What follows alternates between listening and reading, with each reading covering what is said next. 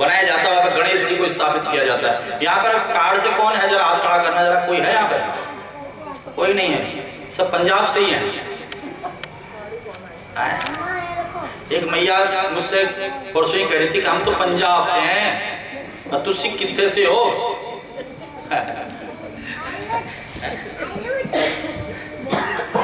अब सारे तुस्सी वाले ही हैं यहाँ पर, हैं तो तुस्सी कितने से हो?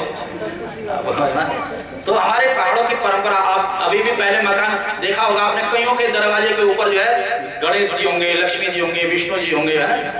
क्योंकि भगवान को अगर स्थापित करते हम दरवाजे पे, तो दरवाजे के रास्ते कोई भी नकारात्मक ऊर्जा आपके भीतर नहीं प्रवेश करती है। कोई भूत प्रेत, कई लोग परेशान होते हैं ना, हमारे घर में भूत आ गया, प्रेत आ गया, बुरी नजर आ गई, वास्तु दोष आ गया, वास्तु दोष, सब दोष खत्म हो जाते हैं, समझ रहे? तो यहाँ पर महाराज राजा बलि ने कहा कि प्रभु आप हर दरवाजे पर मुझे खड़े नजर आने चाहिए, आपको मैं अपने दरवाजे पर स्थापित कर रहा हूं, चौकीदार बना रहा हूं। भगवान ने तथास्तु कह दिया, तथास्तु कह दिया। और भगवान राजा बलि के यहाँ पर चौकीदारी करने लगे, चौकीदार दरवाजे पर बैठ गए, दरवाजे पर खड़े हो गए। ये तभी से परंपरा है भगवान को बैठाने की दरवाजे पर। बड़े बड़े मंदिरों में देखा होगा कि भगवान दरवाजे पर खड़े रहते हैं। तो आप लोग कभी भी घर बनाओ, मकान बनाओ, तो भगवान को स्थान जरूर दो, है ना? कि मेरा आपको कहने का भाव है, वो आपका घर नहीं, वो फिर मंदिर बन जाएगा। तो यहाँ पर लक्ष्मी जी ने देखा कि नारायण नहीं आ रहे हैं, नारद जी ने कहा नौकरी कर रहे हैं, कहाँ कर रहे हैं? बलि के यहाँ कर रहे हैं। कौन सी नौकरी? का द्वारपाल की नौकरी। और लक्ष्मी जी राखी लेकर के गई है, तभी से रक्षाबंधन का त्योहार मनाया जाता है। ये परंपरा तभी से चली है रक्षाबंधन। लक्ष्मी जी ने बलि के हाथ में राखी बांधी, भाई बन गया बलि। भैया ने कहा बहन क्या चाहिए? का वादा करो, जो मांगूंगी सो दोगे। का बहन वचन देता हूँ, का ये द्वारपाल मुझे दे दो, दरवाजे पर जो खड़ा है द्वारपाल मुझे दे दो। का बहन दिया। नारायण कहते हैं बलि मैंने तेरे को वचन दिया है कि तेरे दरवाजे पर हमेशा रहूंगा, तो एक रूप से मैं यहाँ खड़ा हूं, तो एक रूप से लक्ष्मी जी के साथ जा रहा हूं। बोले भक्त वत्सल भगवान की। आगे चल करके सूर्य वंश में राम जी का वर्णन आया, राम जी को प्रणाम किया गया है। देखिए राम कृष्ण तो एक है, अंतर नहीं निवेश, उनके नयन गंभीर हैं तो इनके चपल विशेष। राम और कृष्ण में अंतर नहीं है, बस अंतर इतना है, राम मर्यादा पुरुषोत्तम है तो कृष्ण लीला पुरुषोत्तम है। राम से मर्यादा मांगी गई है यहाँ पर, प्रभु आप मर्यादा दीजिए। आदो राम तपोवना दिगमनम भृत्वा मृगम कांचनम वेदे हरणम जटाय वर्णम सुग्रीव संभाषणम पारी निग्रहणम समुद्र तरणम लंकापुरीं दाहनम पश्चात् रावण कुंभकर्ण हननम एतद् रामायण। बोले रामचंद्र भगवान की, बोले सियावर रामचंद्र की। राम प्रभु से मर्यादा मांगी है, राम प्रभु की कृपा से मर्यादा आती है, और जब मर्यादा आती है तभी जाकर के कृष्ण कथा जीवन में उतरती है, कृष्ण कथा कल्याण करती है। जिसके अंदर मर्यादा होगी उसी के ऊपर कृष्ण की कृपा होगी, और जिसके अंदर मर्यादा नहीं होगी वो कितना भी कथा सुन ले महाराज कोई लाभ नहीं। मर्यादित होकर के रहना पड़ता है।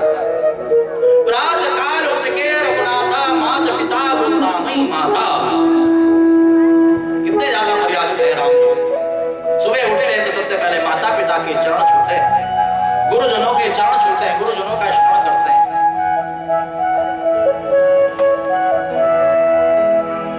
आज बताओ कौन कौन अपने माता पिता के पैर छूता, 700 के छूता? जरा हाथ खड़ा करो, है कोई? सुबह उठ करके सबसे पहले राम प्रभु की कृपा से मर्यादा मिलती है।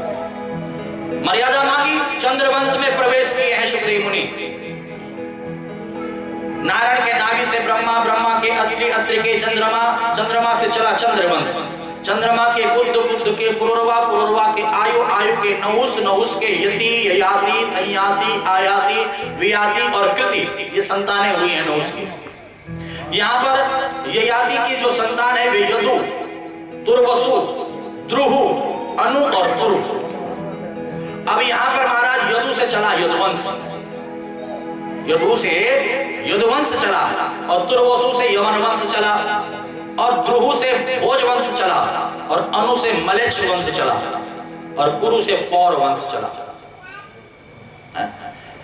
यदु से यदुवंश चला। इसी वंश में अजमीर हुए, अजमीर के देवबिंद हुए, देवबिंद के सूरसेन हुए, सूरसेन के वसुदेव हुए, और वसुदेव की 7वीं पत्नी के गर्भ से 8वीं संतान के रूप में साक्षात नारायण का प्राकट्य हुआ है। और 9वीं कन्या हुई है जिसका नाम सुभद्रा हुआ है। ये तुम्हारी दादी जी हुई है। परीक्षित, सुखदेव मुनि परीक्षित को कह रहे हैं तुम्हारी दादी हुई है। अर्जुन के साथ इनका ब्याह हुआ। और देवकी का 7वां गर्भ जिसका आकर्षण योग माया रोहिणी के गर्भ में करवा देती है, आकर्षण करके प्रवेश कराती है, उसका नाम हुआ है बलराम। मथुरा में जन्म हुआ, गोकुल आए 5 वर्ष रहे, वृंदावन आए 6 वर्ष रहे, मथुरा आए 14 वर्ष रहे, द्वारिका आए 100 वर्ष रहे, और इस प्रकार से 125 वर्ष की अवस्था इस धराधाम पर पूर्ण करके मेरे प्रभु सशरीर भागवत में प्रवेश कर गए। बोले श्रीमद् भागवत महापुराण की, बोले श्रीमद् भागवत महापुराण की। ये कहकर के सुखदेव मुनि मौन हो गए। राजा परीक्षित का गुरुदेव हो गई कथा, क्या तुम्हें भूख लग गई होगी, प्यास लगी होगी, टाइम भी बहुत ज्यादा हो गया है, थक गए होंगे बैठे बैठे, घर की याद आ रही होगी, परिवार की याद सता रही होगी। कई लोग कथा में बैठे तो होते बार बार घड़ी देखते, और कई बार हमें भी दिखाते हैं, बोल तो पाते नहीं, यूं यूं कर देते हैं। क्या छुट्टी का टाइम हो गया, आपने घंटी नहीं बजाई है भैया? नहीं गुरुदेव, आप कथितो वंश विस्तारो बहुत सोम सूर्य राज्ञाम जो भयवंतानाम चरितम परमद्भुतम। आपने और सारी कथाएं बड़े विस्तार से सुनाई, और हमारे कन्हैया की कथा आई तो आपने चटपट कर डाली। आप कृष्ण कथा हमें विस्तार से श्रवण करो। सुखदेव मुनि कहते हैं जब श्रोता सुनने वाला हो तो वक्ता को भी सुनाने में आनंद आता है। श्रोता सुनने वाला नहीं तो वक्ता किसको सुनाए, और वक्ता सुनाने वाला हो तो श्रोताओं को भी सुनने में आनंद आता है। देखिए, वक्ता और श्रोता सम होना चाहिए, एक दूसरे के विचार मिलने चाहिए। विचारों में अगर अंतर होगा तो कथा में भी अंतर आ जाएगा। एक होता धनार्थी श्रोता, धनार्थी वक्ता, एक होता कृष्णार्थी श्रोता और कृष्णार्थी वक्ता। मतलब एक होते केवल धन से प्रेम करने वाले श्रोता भी और वक्ता भी, और एक होते हैं जो केवल नारायण से, गोविंद से प्रेम करने वाले, कथा से प्रेम करने वाले श्रोता भी और वक्ता भी। अगर अंतर आ गया दोनों में, एक तो केवल धन से प्रेम करने वाला और एक कृष्ण से प्रेम करने वाला, दोनों अलग अलग अगर हुए तो कथा में आनंद नहीं आएगा। अगर दोनों या तो धन से प्रेम करने वाले हो या तो कृष्ण से प्रेम करने वाले तो आनंद आएगा। और यहाँ पर आप जैसे कृष्ण भक्तों को पाकर के मेरा मन करता है कि हर वर्ष यहाँ पर बताओ। मैं कथा के शुरू में बता रहा था आप लोगों को, शुरू में तब आप लोग यहाँ पर ज्यादा नहीं थे, मैं बता रहा था कि मुझे आज याद आ रहा था कि 25 जून 2008 को यहाँ पर कथा का शुभारंभ हुआ था, पहली कथा। वो पीछे गली में एक मैया रहती थी, उनके यहाँ पर हॉल था, वो नाम भूल गया मैं उनका, शशि मैया है ना। और पहली कथा हमारी शांति मैया ने राजनगर विश्वनाथ मंदिर में सुनी थी, और कहा था कि मैं अपने यहाँ भी कथा, कॉलोनी में भी कथा करवाऊंगी। और मुझे याद है 25 जून 2008 को प्रारंभ हुई थी और 1 जुलाई 2008 तक चली थी पहली कथा। और उसके बाद महाराज हर वर्ष यहाँ पर कथाओं का जो है सिलसिला चलता रहा। उसके बाद 22 जुलाई 2009 से प्रारंभ हुई, फिर 28 मार्च से, फिर 21 मार्च से, फिर 26 नवंबर से, फिर महाराज जो है 30 अक्टूबर से, फिर 16 नवंबर से, फिर 4 नवंबर से, फिर 26 अक्टूबर से, फिर 18 नवंबर से। हर वर्ष यहाँ पर कथा हुई है। 2008 में हुई, 9 में हुई, 10 में हुई, 2011 में हुई, 2013 में हुई, 2014 में हुई, 2015 में हुई, 2016 में हुई, 2017 में हुई, 2019 में हुई, और फिर महाराज कोरोना भी चल गया बीच में। और आज ठाकुर जी की कृपा से यहाँ पर आपको बताऊं 11वीं कथा 2008 से लेकर के और आज 2021 तक यहाँ पर ये 11वीं कथा रूपी पुष्पांजलि बसंतेश्वर महादेव के चरणों में समर्पित कर रहे हैं हम लोग। ये 11 का अंक बड़ा ही शुभ माना जाता है, बहुत ही शुभ। 11 का अंक, 21 का अंक, 51 का अंक, ये बड़े शुभ माने जाते हैं। और ये 11वीं पुष्पांजलि आज बसंतेश्वर महादेव को हम समर्पित कर रहे हैं। आप सभी बसंत विहार वासी बधाई के पात्र हैं। आज जो बसंत विहार कॉलोनी से बाहर से आए हैं या जो बसंत विहार कॉलोनी वाले हैं, सब अपने लिए ताली बजाओ। अरे बसंतेश्वर महादेव की, ये आनंद चलता रहना चाहिए। आज यहाँ पर 11वीं कथा चल रही है। एक दिन ऐसा समय आए कि इस व्यासपीठ से हम कहें कि आज 21वीं कथा है, आज 51वीं कथा है, आज 108वीं कथा है। देखिए वक्ता कोई भी हो, कथा नहीं रुकनी चाहिए। ये जरूरी नहीं कि वक्ता के रूप में मैं ही हूं, आज हूं कल रहूं ना रहूं कोई गारंटी नहीं है।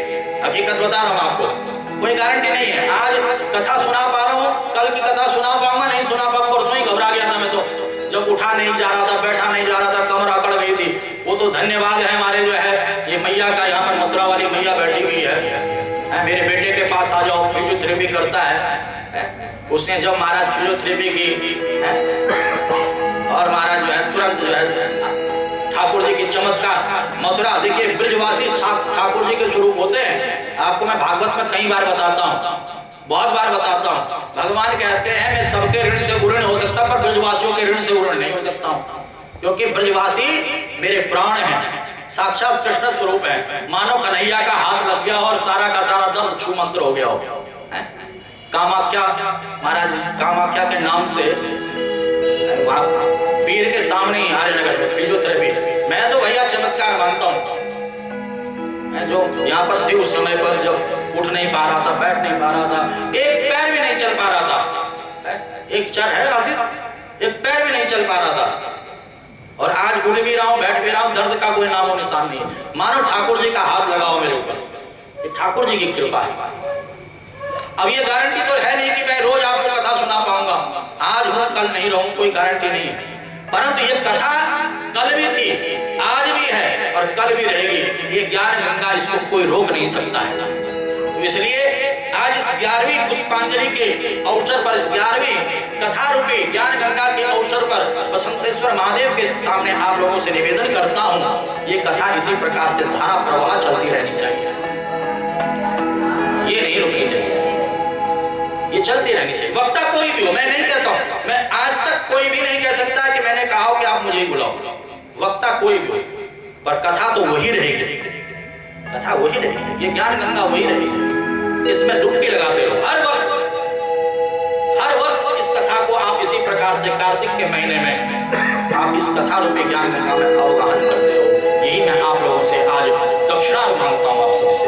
कौन कौन दक्षिणा देगा जरा हाथ खड़ा करके बताओ। वृंदावन बिहारी लाल की। क्यों दीपिका बहन तुम्हारे हाथ नहीं उठे, थोड़ी देरी दक्षिणा। अब तो दोनों उठ गए। वृंदावन बिहारी लाल की। सास के बाद बहू की जिम्मेदारी बनती है संभालने की। तो ऐसे ही महाराज जो बहुएं यहाँ पर बैठी हुई हैं, अपनी सासों के बाद जो है बहुओं की ड्यूटी बनती है। सासों की जिम्मेदारी जो है बहुएं निभाएं। समझ लो कि नहीं समझ लो। तो आप सभी को यहां पर मैं बधाई देता हूं। जब सुखदेव मुनि ने कहा कि तुम्हें भूख लग गई हो, प्यास लगी हो, थक गए होंगे बैठे बैठे क्योंकि टाइम बहुत ज्यादा हो गया है, कहा नहीं नहीं गुरुदेव आनंद आ रहा और सुनाओ। तब सुखदेव मुनि ने यहाँ पर कृष्ण चरित्र में प्रवेश किया है। बोले कृष्ण कन्हैया लाल की। मथुरा नगरी है, मथुरा नगरी में राजा जरासंध है, जरासंध की पत्नी पद्मावती है जो गर्भवती है। राक्षस की छाया पड़ी और छाया पड़ने से गर्भ का बालक राक्षस हो गया। इसलिए माताएं जब गर्भवती हो तो किसी भी राक्षस की छाया नहीं पड़नी चाहिए, दुष्ट की छाया नहीं, अधर्मी की, पापी की छाया नहीं। संत भक्तों का संग होना चाहिए, उनका दृष्टि पड़नी चाहिए ताकि गर्भ का बालक भी संत बने, भक्त बने, माता पिता की सेवा करने वाला बने, गुरुओं की सेवा करने वाला। यहां पर महाराज क्या हुआ, बालक हुआ कंस, और कंस बड़ा ही अत्याचारी, दुराचारी, पापाचारी, अपने माता पिता को जेल में बंद कर दिया। अकासुर, बकासुर, धेनुकासुर, व्योमासुर, केसी, पूतना, सट्टासुर, तृणावर्त, अघासुर, जरासंध जैसे राक्षसों को अपने अधीन कर दिया। कोई पूजा नहीं करेगा, कोई पाठ नहीं करेगा, कोई यज्ञ नहीं करेगा, कोई अनुष्ठान नहीं करेगा, सब बंद कर दिया उसने। पृथ्वी घबरा गई और गाय का रूप धारण करके देवताओं के पास आ गई, और देवता गौरूपी पृथ्वी को लेकर के भगवान नारायण के पास आ गए। कंस के कुकृत्य नित्य बाढ़े ब्रजमंडल में, मानुष की कहा देवता हो घबराए हैं। व्याकुल वसुंधरा ने गौरूप धार लियो, और जुड़े सुरराज सब विष्णु लोक धाये हैं। जय जगदीश्वर के सम्मुख नवाए मत, और पाप ताप भूतल के सिगरे गिनवाए हैं। दया के निधान दीन बंधु दीननाथ स्वामी, मंद मंद मुस्काए ऐसे वचन सुनाए हैं। जब गौरूपी पृथ्वी को लेकर के देवता भगवान नारायण के पास पहुंचे, तो नारायण क्या कह रहे हैं जानते हो? जब सभी ने कहा कि कंस का पाप बढ़ रहा है, कंस सबको सता रहा है, तो भगवान कहते हैं, नारायण कहते हैं कि मत घबराओ देव, जाओ निज लोकन को, और भूतल को भार जाए शीघ्र ही मिटाऊंगो। जे दुष्ट पापी बाड़े सबको संहार करो, संत सुर साधु को संकट मिटाऊंगो। नंद जो त्रेतमाई दीन जो वचन मैंने, जय जय भक्तन को सबहु को निभाऊंगो। देवकी को छैया बने भद्र जो को वर्ण भैया, और कंस कारागार माही मथुरा में ही आऊंगो। कंस कारागार माही मथुरा में ही आऊंगो। अरे मत घबराओ देवताओं, हे पृथ्वी मत घबराओ। पृथ्वी का भार हल्का करने के लिए मैं अवतीर्ण हूँ। जिन जिन भक्तों को मैंने आशीर्वाद दिया है कि मेरा सानिध्य मिलेगा, उन सबका आशीर्वाद पूर्ण करने के लिए मैं आऊंगा। देवकी का बालक बन करके आऊंगा, बलराम का भैया बन करके आऊंगा, कंस के कारागृह में आऊंगा, और कंस को मार करके पृथ्वी का जो है भार हल्का करूंगा।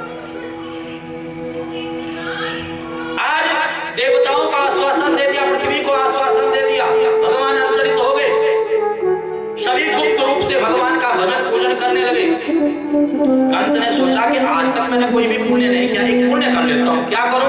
का बहन का विवाह करता हूँ, चचेरी बहन देवकी का विवाह। किसके साथ? का वसुदेव के साथ। बहन का विवाह कर दिया, और बहन को विदा कर रहा था अपने ही रथ पर। देवता घबरा गए, अगर इसका पुण्य बढ़ गया तो इसकी मृत्यु में तो समय लग जाएगा, क्योंकि एक घड़ा होता है पुण्य का, नहीं होता पाप का। पाप का घड़ा खाली हो गया, पुण्य का घड़ा भर गया तो मोक्ष मिल गया। और यहाँ अगर थोड़ा भी आधा अधूरा रहा तो महाराज यहीं पड़ा रहेगा। अभी इसका पाप का घड़ा भर गया है, पुण्य का खाली है। अगर ये पुण्य कर देगा तो पाप कम हो जाएगा और पुण्य भी थोड़ा बढ़ जाएगा। फिर इसे महाराज जो है मृत्यु के लिए पाप करना पड़ेगा, और न जाने कब जो है पुण्य का घड़ा खाली हो इसका। तो ना ही पुण्य का घड़ा बढ़े, ना ही ये पुण्य कमाए, और ना ही इसकी मृत्यु में देर हो। इसलिए देवताओं ने आकाशवाणी कर दी, हे कंस, जिस बहन के विवाह में तू इतना प्रसन्न हो रहा है, आनंदित हो रहा है, इसका अष्टम गर्भ तेरा काल होगा, तेरा काल होगा, तेरा काल होगा। अब कंस तो घबरा गया और मयान से तलवार निकाल दी और देवकी के केस पकड़ दी, और जैसे मारने लगा, जैसे ही मारने लगा, वसुदेव जी ने हाथ पकड़ लिए, कहा मित्र ये तुम क्या कर रहे हो? बहन का वध, और वो भी विवाह के समय। स्त्री वध पाप होता है, बहन का वध पाप होता, मत मारो। क्या तुमने सुना नहीं आकाशवाणी ने क्या कहा है? इसका अष्टम गर्भ मेरा काल होगा। क्या तुझे इसके गर्भ से भय है? इससे तो कोई डर नहीं है। जितनी भी संतानें होंगी मैं तुझे दे दूंगा, तूने मार देना, इसे छोड़ दे, इसे छोड़ दे। कंस ने कहा जेल में रहना पड़ेगा। कहा बिल्कुल मुझे मंजूर है, मैं जेल में रहूंगा। जेल में कारागृह में बंद कर दिया देवकी वसुदेव को। पहली संतान, दूसरी संतान, तीसरी, चौथी, पांचवी, छठी, 6 संतानें कंस ने अपने हाथों से देवकी वसुदेव की मारी है। अब जैसे 7वां गर्भ देवकी के हुआ, भगवान ने योग माया को बुला लिया। हे योग माया, देवकी के सप्तम गर्भ को रोहिणी के गर्भ में प्रवेश कराओ, तुम नंदरानी यशोदा के गर्भ में जाओ और मैं अष्टम गर्भ के रूप में आता हूं। योग माया ने पूरा का पूरा कार्य उसी प्रकार से किया जिस प्रकार से भगवान नारायण ने कहा था। कंस ने सोचा कि मेरे डर से सप्तम गर्भपात हो गया है, गर्भ नष्ट हो गया है, खुशी मना रहा था। इधर अष्टम गर्भ, देवता स्तुति कर रहे हैं, प्रार्थना कर रहे हैं, सत्यव्रतम सत्य परमम त्रिसत्यम सत्य सयोनिम निहितिम च सत्ये सत्य समृत सत्य नेत्रम सत्यात्मकम त्वाम शरणम प्रपन्नः। कंस गहरी नींद में सोया हुआ है, पहरेदार सोए हुए हैं और आज बड़ा सुंदर समय आया है कि भादो कृष्ण अष्टमी की कारी अंधियारी रे प्रकटे कृपालु योग माया आई झटपट और जेते द्वार पाल सो तो पल में निठाल किए और निंदिया में डूब गए जाए पड़े पट पट। नंद जो वसुदेव देव के टूट गए बंधन और फाटक के बाण सब टूट गए पट पट। वज्र के तारे भारी द्वारे जो लगे जोर बिना चोट मारे सारे टूट गए चट चट। बिना तारे मारे बिना चोट मारे तारे टूट गए सब चटपट। बड़े बड़े तारे लगे हुए थे, सारे के सारे तारे खुल गए, बेड़ियां खुल गई। आज अष्टमी तिथि, भादो का महीना, रोहिणी नक्षत्र, रात्रि के ठीक 12 बजे जब सब सोए हुए थे, शशंक चक्रम शक्रीट कुंडलम सफेद वस्त्रम शिरसारोक्षण शहार वक्षस्थल कौस्तव स्त्री नमाम विष्णु शिरसा। चतुर्भुज नारायण प्रकट हो गए, कहा आपको पुत्र बनने को कहा था, आप तो पिता बन करके आ गए, क्या मैं ये कहने के लिए आया हूं मुझे नंद भवन गोकुल छोड़ देना, वहां से कन्या को अरे यार कीजिए सुशीला अति प्रेयशीला, आप बालक बन जाइए। और जैसे ही बालक बने वसुदेव जी ने टोकरी में रखा, ताले खुल गए सारे ताले। हुआ क्या बात हो गई, जब से जन्मे कन्हैया करामात आ गई। सारे नींद में पूरा मथुरा सोया पड़ा है और वसुदेव जी टोकरी में लेकर के जब चलने लगे, बारिश की बूंदें, मानो देवता प्रसन्न है, दिशाएं प्रसन्न है, अग्नि यज्ञ कुंडों की अग्नि प्रज्वलित हो गई, महाराज के नारायण प्रसन्न हो गए, पृथ्वी पुलकायमान हो गई। रात्रि के समय पर पुष्प खिल गए, पुष्प की सुगंधि से पूरा का पूरा मथुरा ब्रजमंडल सुगंधित होने लग गया। वसुदेव जी लेकर के जा रहे थे, शेषनाग जी पीछे से छतरी बन करके चलने लगे, मेरे प्रभु के ऊपर बारिश की बूंद न पड़ जाए। शेषनाग जी पीछे से, और जैसे जमुना के किनारे पहुंचे तो जमुना जी उफान ले करके बढ़ने लग गई कि मैं भी अपने प्रियतम का दर्शन करूंगी, मैं भी अपने प्रभु का दर्शन करूंगी। जैसे वसुदेव जी नीचे जाए, जमुना जी और ऊपर आए, कन्हैया ने अपने चरण लटका दिए, मानो लात मारी जमुना को, हे जमुना तुझे लाज नहीं आ रही है, ससुर जी की दाढ़ी से ऊपर जा रही है।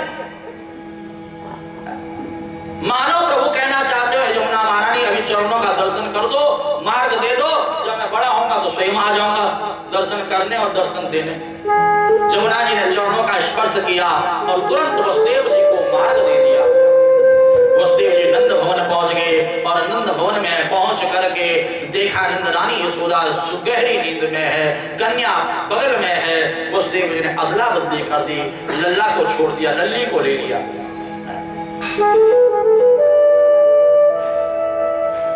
वसुदेव जी जब पहुंचे कंस के कारागृह में, बेड़ियां भी लग गई, ताले भी बंद हो गए, पहरेदार भी जग गए, कन्या रोने लग गई। कंस दौड़ा दौड़ा आया और कन्या का पैर पकड़ करके जैसे ही पटकना चाहा, वह हाथों से छूट गई, अष्टभुजी रूप धारण कर गई। हे कंस तू मुझे क्या मारेगा, तेरे को मारने वाला तेरा काल तो कहीं और जन्म ले चुका है। देवी बता कहां जन्म लिया है, क्या खुद ढूंढ ले।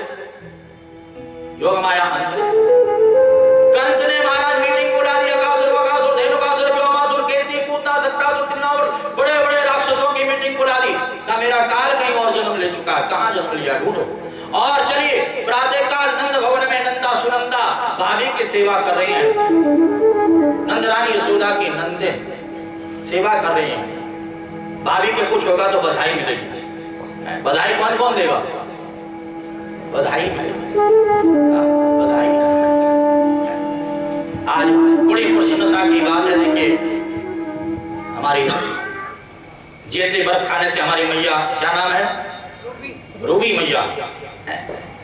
आज रूबी मैया के आंगन में कृष्ण भी है, बलराम भी है और राधा रानी भी है। और बधाई भी हमारे पास पहले ही एडवांस में आ चुकी है। हमारे पांडे साहब के यहाँ पर कृष्ण और बलराम दोनों खेल रहे हैं।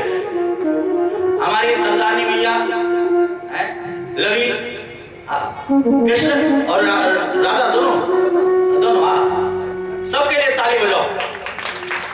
तो कृपा है ठाकुर जी, ये गोविंद, ये भागवत जी की कृपा है, ये भागवत जी की कृपा है, सबके ऊपर कृपा है भागवत जी की। इस कृपा का वर्णन करने के लिए हमारे पास शब्द नहीं है। मुझे याद है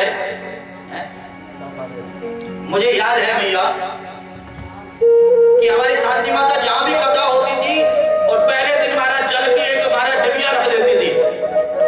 जहां भी मैं कभी कभी मैं ये जल रखा, तुम मत पूछो क्यों रखा हुआ, वो जल की डिबिया रख देती थी। तो बाद में पता चला कि ये महाराज भागवत के जल का महाराज सारा कृपा है हमारे